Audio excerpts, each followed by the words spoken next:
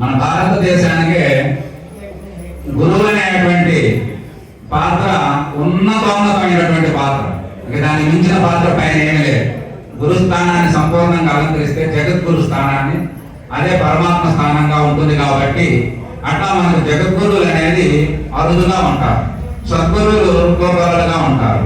ఇట్లా మన జగద్గురు స్థానంలో వచ్చినటువంటి దత్తాత్రేయ మహర్షి మనకు జగద్గురు అంటే మొట్టమొదటి మనకు చెప్పేటువంటి మాట ఏమిటంటే శివాయ గురవే నమః.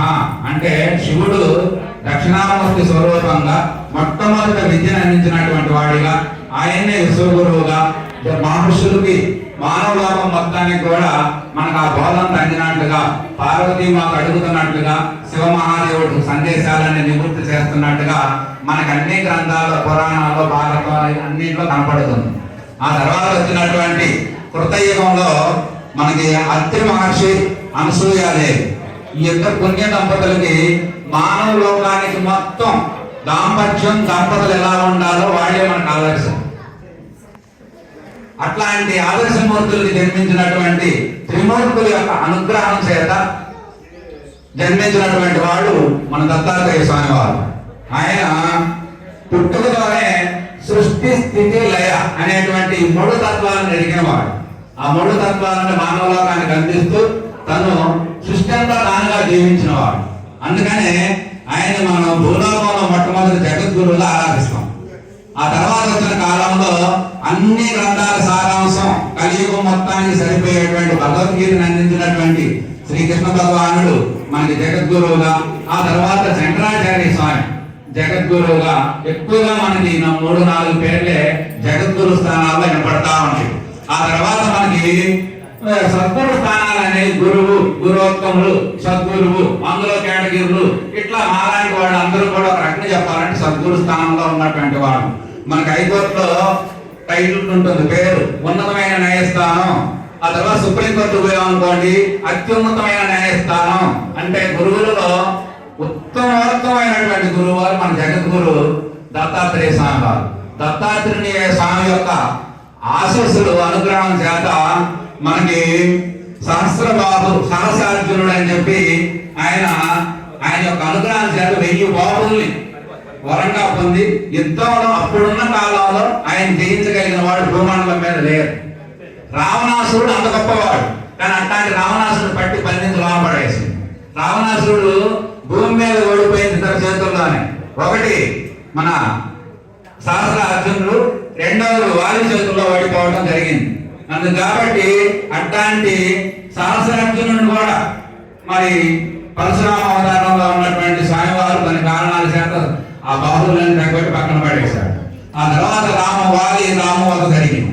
ఇట్లా తీసుకుంటే మన ఈ అనుగ్రహంలో ఏ సృష్టి, స్థితి, లయలన్నీ ఎట్లా కొనసాగుతా ఉన్నాయో సృష్టి తత్వాన్ని మనందరికి అందించడమే దత్తాత్రేయ. అందుకే 3 అవతారాల్లో ఉన్నట్టుగా గురు స్వరూపంగా గురువు మాత్రమే ఈ యొక్క విధానాన్ని మనకు అందించగలడు. కాబట్టి ప్రపంచంలో ఎక్కడ మనకి 2 విద్యలు ఉంటాయి, ఒకటి అపర విద్య, 2 పర విద్య. లోకమంతా కూడా అపర విద్యనే నేర్చుకుంటుంది, కానీ మన గురువు తత్వం అంతా కూడా పర విద్యను మనకు బోధిస్తుంది. అంటే మన జన్మకి కారణమైనటువంటిది, మన స్థితిని ఎట్లా నడిపిస్తున్నాం, దీన్ని మళ్ళీ తిరిగి కుసించి నశించి ఎట్లా లయమవుతున్నది, ఈ 3 తత్వాలను ఎరిగిన వాడే గురువు. ఈ 3 తత్వాలను తిరిగి బోధించేవాడు.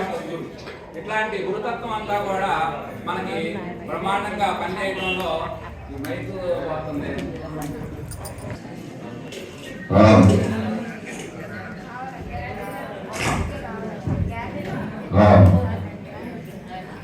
అట్లా గురుతత్వం అనేది మనకి మన సృష్టి యొక్క రహస్యాన్ని, మన జన్మ యొక్క రహస్యాన్ని తెలిపేటువంటి పీఠమే గురుపీఠం. అట్లాంటి గురుపీఠాలు, గురుతత్వం, తల్లి, తండ్రి, గురువు, దైవం అని చెప్పి తల్లి తండ్రిని చూపిస్తుంది, గురువు దైవాన్ని చూపించడంలో మనకి ప్రధాన పాత్ర పోషించడం జరుగుతుంది. కాబట్టి అట్లాంటి గురుపీఠం అనేది మనకి ఇక్కడ ఉండటం అనేది చాలా అదృష్టం. అట్లాంటి గురువు యొక్క సాంప్రదాయంలో మనం ఎవరికి కూడా సహజంగా ఎవరికైనా నమస్కారం పెట్టాలన్నా మా తల్లిదండ్రులకు కూడా మనం ఎప్పుడో ఒకసారి పెడతాం, లేకపోతే లేదు. కానీ గురువు పట్ల మనకి ప్రియతమైన ఆరాధన ఉంటుంది. ఎందుకంటే తల్లిదండ్రి వల్ల మనకు జన్మ వచ్చింది, కానీ గురువు వల్ల ఈ జన్మని యొక్క సార్థకత చెందాలంటే ఆ యొక్క గురువు ద్వారా మాత్రమే సాధ్యమవుతుంది. అట్లాంటి గురుతత్వం ద్వారా మనం జీవితాన్ని తరింపజేసుకోవచ్చు అని చెప్పి మహాత్ముల యొక్క సందేశం అంతా మనకి వినిపిస్తా ఉంది. అట్లాంటి సందేశం వినిపించడంలో ఈ యొక్క గురుపీఠం చూడండి, ఎక్కడ చూసినా కూడా జ్ఞాన చైతన్యం అంతా మనకి విస్తరింపు ప్రమాణంగా కనపడతా ఉంది. అట్లా కనపడే విధానాన్ని మన అందరూ ఏమిటంటే అందరికి అన్ని విషయాలు దరిదాపు ఇక్కడ ఉన్న వాళ్ళందరూ కూడా ఎంతో కొంత సబ్జెక్ట్ పరంగా అందరూ కూడా తెలిసిన వాళ్ళు. ఇక తెలియాల్సింది ఏందయ్యా అంటే తెలిసిన దాంట్లో తెలుసుకోవడం, తెలిసిన దాంట్లో తెలియని ఉంటుంది, దాన్ని మనం తెలుసుకోవటం మనం చేయాల్సిన పని. అందరం పలుకుతాం కానీ దాన్ని పెద్దగా పట్టుకొని ఆచరించినటువంటి వాళ్ళు మన బోధలన్నీ సారాంశం ఏమిటంటే ఏదో చెప్పుకొని వదిలిపెట్టిపోయేవి కాదు. ప్రతిదీ ఏది చెప్తామో అది మనం కావాలి. త్రిమూర్తి తత్వం అంటే ఎక్కడ చెప్పారు? సృష్టి స్థితి లయ. అది ఎక్కడ ఉన్నది? దత్తాత్రేయ స్వామి దగ్గర లేదు. నీవు కూడా ఉన్నావు, నీ జన్మ ఉంది, నీకు నడక ఉంది, నీకు తిరిగి లయం ఉంది. ఈ మూడు తత్వాలు నీలో జరుగుతున్నాయి, కానీ ఎలా జరుగుతున్నాయో మనకు తెలియదు. అలాంటి తత్వాన్ని మనకు తెలిపేటువంటిది ఒక గురుపీఠం. అలాంటి పీఠంలో మరి చక్కగా మరి మనం తెలుసుకోవాలంటే దాని గురించి కొంత సాధన సంపత్తులు ఈ మహాత్ములందరూ కూడా ఏ మార్గాల్లో పోవాలో ఆయా మార్గాల్ని మనకు అందించడం జరిగింది. మానవ జన్మ యొక్క లక్ష్యం ఏమిటంటే చతుర్వేద పురుషార్థాన్ని సాధించాలని చెప్పి మన శాస్త్రాలని మనకు బోధిస్తామని. ధర్మ అర్థ కామ మోక్షాలు. కానీ ప్రపంచం అంతా ఏం చేస్తుందంటే అర్థకామాల వైపు పరుగులు తీస్తున్నాయి. అంటే ఏమిటి? ధనం సంపాదించాలి, భూమి సంపాదించాలి, బంగ్లాలు కట్టాలి, లోకంలో భౌతికమైనటువంటి కీర్తి ప్రతిష్టలు పొందాలని చెప్పి తలతలలాడుతా సాగుతా ఉన్నది. కానీ మన భారతీయ తత్వం అంతా మనకి ఏం బోధిస్తుందంటే ధర్మ మోక్షాలను బోధిస్తాం. మధ్యలో అర్థకామాలను వదిలేయ, అర్థకామాలను అనుభవించు, కానీ ధర్మంగా నువ్వు జీవించాలి. ధర్మం ద్వారా నువ్వు కామాన్ని అనుభవించాలి, ధర్మం ద్వారా అర్థాన్ని అర్జించాలి. ధర్మం ద్వారా నడిచిన వాడే మోక్ష జ్ఞానాన్ని పొందగలడు అని చెప్పి మనకు అందుకనే ధర్మాన్ని ముందు పెట్టారు. ధర్మం అనేది మనకు అంత ప్రధానమైనటువంటిది. ఆ ధర్మం ద్వారా మనం చక్కగా మరి చతుర్వేద పురుషార్థాలని లోకం ఎటువైపు పోతుందో మన వాళ్ళు మనకు ఎటువైపు సందేశాన్ని ఇస్తున్నారో అందుకనే భారతదేశంలో ఇట్లాంటి పీఠాలు, దేవాలయాలు, మనకు అనేక రకమైన మఠాలు, మందిరాలు ఎక్కువగా ఉండడానికి కారణం ఏమిటో తెలుసా? ప్రపంచం మొత్తం ఇప్పుడు ఎంత వాళ్ళు లాగినా ఒకళ్ళు ఇద్దరు వచ్చేసరికి ప్రపంచంలో అలాడిపోయి. కానీ మన భారతదేశంలో సందుకు ఒక పీఠం, సందుకు ఒక మఠం, భద్రత ఒక దేవాలయాలు, ఇట్లా గురుతత్వం అంత ఎందుకున్నదంటే ఎవరైతే సత్యాన్ని ఆ యొక్క పరమార్థిక సత్యాన్ని ఎవరైతే దర్శించగలుగుతారో, ఎవరైతే ఆ జ్ఞానాన్ని పొందగలుగుతారో, ఎవరైతే ఆత్మ దర్శనం చేయగలుగుతారో వాళ్ళని మనం దేవుడిగా ఆరాధించడం మొదలుపెట్టాం. గురుదత్తాత్రేయ స్వామి ఎవరు? మూడు కారణాలను తెలుసుకున్నాం. కారణత్రయం, సృష్టి స్థితి లయ, కారణత్రయం. ఆ యొక్క ఏది తెలుసుకున్నాడో ఆ తెలుసుకున్న దాన్ని అయ్యా నువ్వే అని అంటాం. నువ్వు అదంటే ఆయనది కాదు. ఆయన అయ్యున్నా, నువ్వు అయ్యున్నా, నేను అయ్యున్నా, అంత అయ్యున్నాం. కానీ ఆయనకి తెలిసింది మనకు తెలియదు. అందుకని తెలుసుకోవాలంటే ఆ పెద్దవాడిని ఆరాధిస్తా మనం ముందుకు సాగిపోవడమే ఈ గురుతత్వం, ఈ గురుపీఠాల యొక్క ముఖ్య ఉద్దేశం. ఎందుకంటే గురువు మనకు దేవుడు ఎలా ఉంటాడో మనకు తెలియదు, కానీ ఆ దైవాన్ని మనకి దర్శింపజేయగలిగేవాడు గురువు. అందుకే గురువు పట్ల మనకి అచంచలమైనటువంటి విశ్వాసము, భక్తి ఇవన్నీ కలుగుతాయి. గురువు మాటని వేదవాదుగా భావిస్తాం. గురుమోహత అనేటువంటి ప్రతి మాటను కూడా మనం ఎంతో శ్రద్ధగా తీసుకొని ఊహించి నడుచుకోవాలి. అలా నడుచుకోవడంలో మనకు అనేక రకమైన ఆశ్రమాల్లో మన అమ్మ రాజయోగిగా ఆమె కుటుంబం, సంసారం, మరి వాళ్ళ కుటుంబ నేపథ్యం నాకు పూర్తిగా తెలియదు, కానీ ఆ మాత చక్కగా జీవించి ఆధ్యాత్మిక జ్ఞానం పొంది లోకానికి ఇద్దరు గురువులు ఇచ్చింది. చిన్న సుబ్బారావు, పెద్ద సుబ్బారావు. వాస్తవానికి మనకి భౌతికమైన వారసత్వం ఉన్నది. ఏడైనా ఎకరం పాలు అంటే నాదే కొడుకు వస్తుండు, కానీ మా అమ్మకి జ్ఞానం ఉందిరా, మా అమ్మకి ఏదైనా కట్టాలి, గుర్తు పెట్టుకోవాలా, మిమ్మల్ని అనుసరించాలంటే వామ్మో నాకు వద్దు సాగు. ఇవాళ పిల్లలు ఎక్కడైనా చూడండి, జ్ఞానానికి వారసులు ఎవరూ లేరు. జ్ఞానానికి వారసులు అయ్యి చాలా అరుడు. కానీ అట్లా ఆమె భక్తురాలుగా, జ్ఞానమూర్తిగా మరి ఒక మంగళగిరి స్థానంలో మరి పీఠాన్ని స్థాపించి ఇంతమంది భక్తుల యొక్క మన్ననలు పొంది చక్కగా ప్రమాణంగా చేసి మరి ఇద్దరు కొడుకుల్ని అందులోనే మరి చక్కగా గురుస్థానాన్ని అలంకరించారు. వారు ఎంతో కొంత మంచిగా నడుచుకుంటూ ప్రజలకు మంచిగా బోధిస్తూ ఆ విధానంలో జీవితం సాగిపోవడం అనేది చాలా అద్భుతంగా మనం చూస్తాం. దానికి తగ్గట్టుగా ఈ గురువు అనే స్థానానికి, గురు పీఠానికి మరి గురుమూర్తులందరూ కూడా యొక్క సూక్తుల రూపంలో మనం కనబడతా ఉన్నాయి. అక్కడ కార్యక్రమాలు లిస్ట్ ఇచ్చారు, మొత్తం 11 కార్యక్రమాలు జరుగుతున్నాయి. ఇక మధ్య మధ్యలో అనేక రకమైన కార్యక్రమాలు ఇవన్నీ కొనసాగాలి. ఎందుకంటే భారతీయ తత్వం ఎంత వృద్ధి చెందితే ప్రపంచం అంత శాంతిగా ఉంటుంది.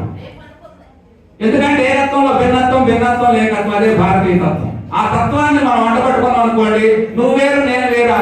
ఆఖరి అసలు దైవం అనేది నీవేనని చెప్తున్నాయి మన శాస్త్రాలని, మన ఉపనిషత్తులన్నీ ఒకసారి పరిశోధన చేస్తే ఆత్మ నీవు ఆత్మవై ఉన్నావు, నీ ఆత్మ దైవమై ఉన్నది, దైవం నీవై ఉన్నావు, అంతా నీవై ఉన్నావు, ఏమీ కానివాడిగా ఉన్నావు, ఇటుని పడిని పెడిని చెప్పినా నీవు అయ్యాను అని చెప్తుంది.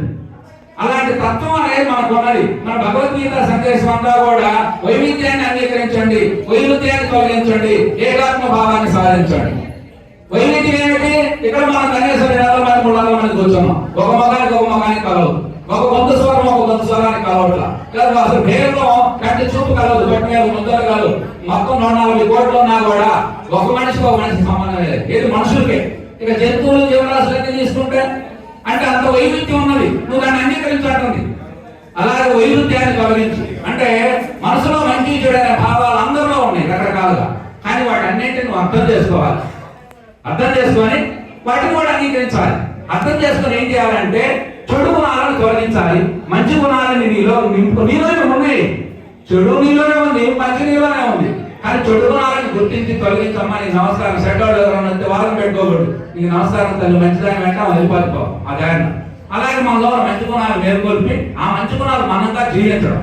అలా జీవించి ఏకాత్మ భావన అంటే మానవుడు అక్కడే కాదా, సర్వ జీవులు యందు ప్రహ్లాదుడు ఏం చెప్పాడు, ఎందుకు చూసినా అన్నింటి యందు ఉన్నాడే శ్రీమన్నారాయణ మూర్తి అని చెప్పినట్టుగా అది ఆ ఏకాత్మ తత్వమే. మనం ఇన్ని భారతదేశంలో ఎంతమంది కొల్లగొట్టినా, ఎన్నిసార్లు మత దాడులు జరిగినా, ఎన్ని దేవాలయాల ధ్వంసం జరిగినా మన తత్వం నిలబడటానికి కారణం ఏమిటంటే ఊరే కొట్టేది కూడా నేనే అని చెప్తుంది శాస్త్రం. తిట్టింది నేనే, తిట్టుకునేది నేనే. మీ అందరూ విష్ణు సహస్రనామాలు బాగా చదివండు. యజ్ఞం సంకల్పం చేసేవాడు ఆయనే, ఎవరు? శ్రీమన్నారాయణ మూర్తి. యజ్ఞం చేయించేది ఆయనే, చేసి కూర్చొని చేసేది వాళ్ళే, క్రతువులు ఆయనే, అందులో ఉన్నటువంటి వస్తువులు ఆయనే, ఫలం ఇచ్చేవాడు ఆయనే, అర్చక స్వామి ఆయనే, మొత్తం ఆయనే. అన్ని నువ్వైతే మేమెవరు ఆయన, ఏం లేదు నువ్వు నన్ను నేనే అని చెప్తుంది శాస్త్రం అంతా మనకి.